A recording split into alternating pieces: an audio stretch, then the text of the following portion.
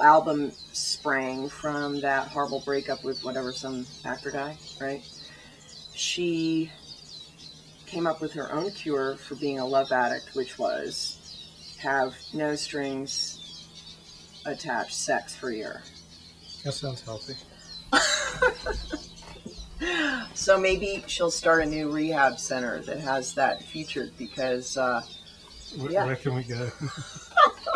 You know what's funny? I was thinking a really amusing place to shoot this, except I don't actually know where it is, which I kind of like that I don't specifically know. But Sandstone, the locate... Right. Yeah. I mean, Elysian, that's not as fun. The Nudist, which is now defunct too. But that one didn't really seem quite as sexy, especially if you read Jerry Stahl once wrote about it. And just, it sounded as unsexy as could be. The Sandstone sounded pretty funky. It's interesting, all the people you just talked about, the men with their sex addiction and the women with their love addiction.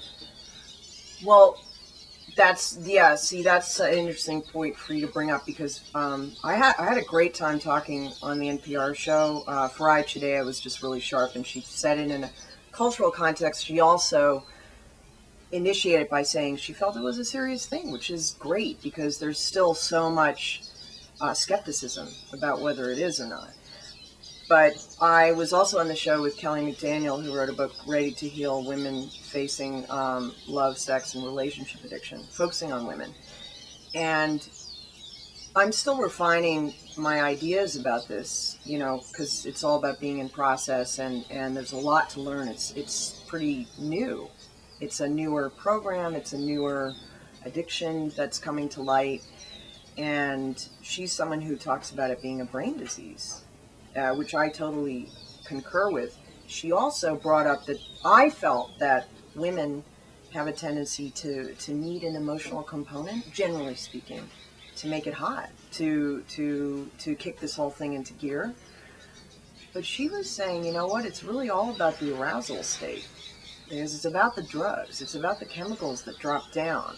And her feeling was that women just don't want to call it sex addiction. So I'm still thinking about that. I don't know if I don't know. I'm going to just move the camera there. I'll be great. Yeah. I'm just going to move over here. Oh, did I knock my water over? Nope. No. Okay, great. So when you were a kid, what did you want to be when you grew up? Haha. Oh, I have a couple of, that's funny. I haven't thought about this for a while, but I do remember when I was about 4 years old, was it an astrologer? This was like Upper West Side, Manhattan, 110th Street, West 110th. A fortune teller asked me, what do you want to be when you grow up? And I said, a brain surgeon. How old were you? 4. 4. Brain surgeon. So... and she said, great, if you stay on that path, you'll be successful. And if you don't, you won't. And I have never forgotten it. It's haunted me. And I thought, damn it, I should have stuck with that until I could wrap my mind around, well, maybe a writer could be considered. Yeah, then I was some relief, but it really threw me off. I'm very superstitious in some ways. The other thing that I always wanted to be was a writer. And my father tells this story. This one I don't remember. Well, actually, I do remember pretty well. It's the same age, 4.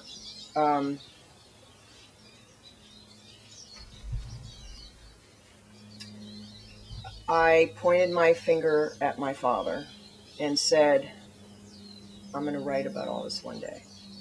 I was pissed. And when I got into my MFA program, the opening word for my essay to get in was revenge. That's why I write. It's not necessarily why I write now, but it certainly was. That was 91. Right. Anger fueled me for a long time. Yeah, it's great fuel for writing. Yeah, it really can be.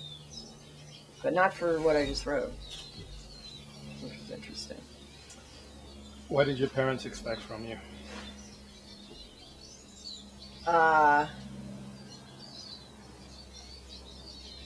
It's hard to say what did they expect. Well, perfection, because I think they were so young. You got to remember. I mean, when I think about it now, they met when my mother was at Barnard, My dad was at Columbia, and they met in a Shakespeare class.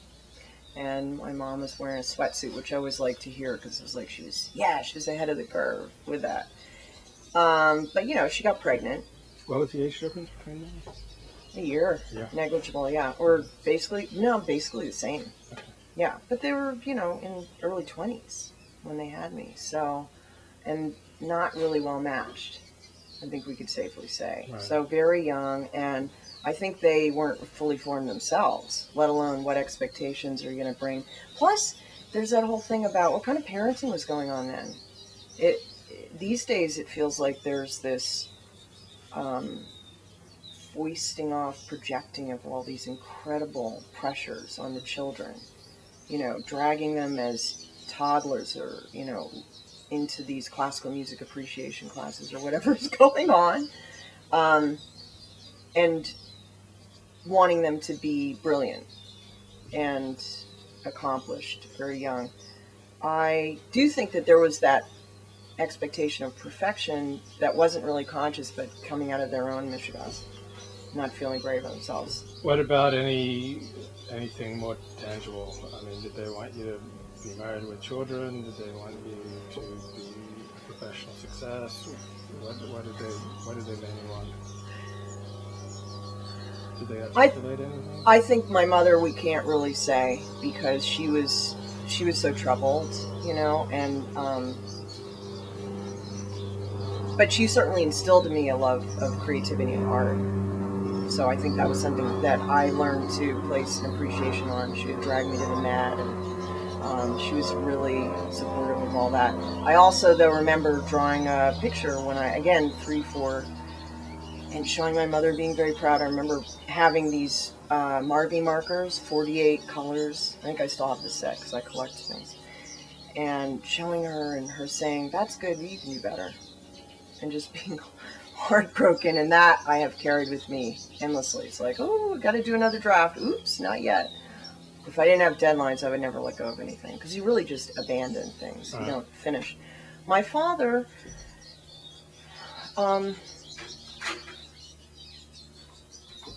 he certainly instilled a love of learning and of the text in me, and I think that in some ways, actually, it's helpful having you focus on this. I think he wanted me to do things that he wasn't able to do, like be freer. He seemed to feel very constrained. His second marriage after my mother was to a rabbi's daughter, and she became increasingly conservative and religious, and that, was hamstringing my father in certain ways. And I think he also always wanted to be creative, a certain kind of creative, as opposed to just a creative reader and drawing other people out in his work in the Hebrew University. We're going to be doing a lot of bug waving. Nice. What area did he teach? Well, he teaches Talmud. Talmud, okay. Yeah. So appreciation of text, interpretation, and he was writing his dissertation on Hebrew history, intellectual. Aaron Cohen, I believe, was the guy he was focusing on. He never finished his dissertation.